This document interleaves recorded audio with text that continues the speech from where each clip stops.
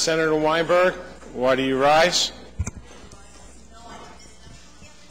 Thank you, Mr. President. I rise on a point of personal privilege to ask that this Senate chamber take a moment to memorialize and remember a very, very strong advocate for the developmentally disabled in the state of New Jersey who passed away this past week. And I am speaking of Robin Sims, who any time there was any issue that concerned developmentally disabled people, whether in the developmental centers, in community placements, wherever, Robin was there to speak out and speak up. And those members of the Joint Health and Human Services Senate Committee and Assembly Committee who had the privilege of having the hearing down in Vineland will remember one of the last public appearances that Robin made. She was very, very sick and running out of energy, but she always managed to bring up that last bit of passion to lecture all of us, to get there to the microphone, and to tell us why she wanted to make sure that people she knew and she loved were well taken care of. Robin leaves a husband, a loving husband, 2 autistic children, one of whom is in the Hunterton Developmental Center and one of whom lives at home. Her brother, Jeff Dabrowski, who is another advocate and another clear voice. And I would ask that this House have a moment of silence in memory of a great lady, Robin Sims. Everyone please stand for a moment of silence.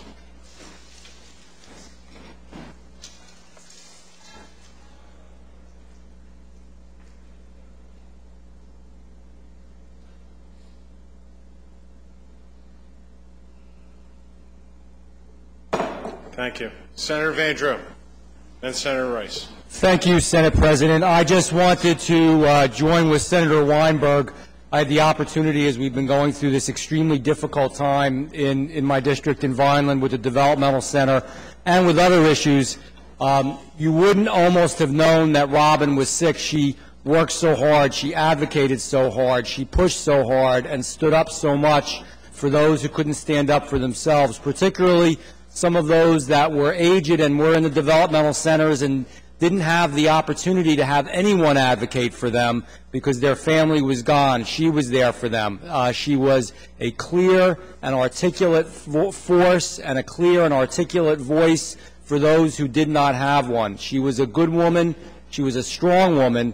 And as Senator Weinberg said, it was almost hard to believe that she's passed now because it was not very long ago that she was creating a ruckus at a huge town meeting that we had in the city of Vineland. It was not very long ago that she was telling me what to do and how to do it, and she was right. In my legislative office, she traveled from north to south in this state fighting for those people who just didn't have anybody to fight for them. So I just wanted to join with Senator Weinberg and ask everyone to remember her as well. Senator Weinberg, you were right on target with her, and I know God will bless her. Thank you. Senator Rice.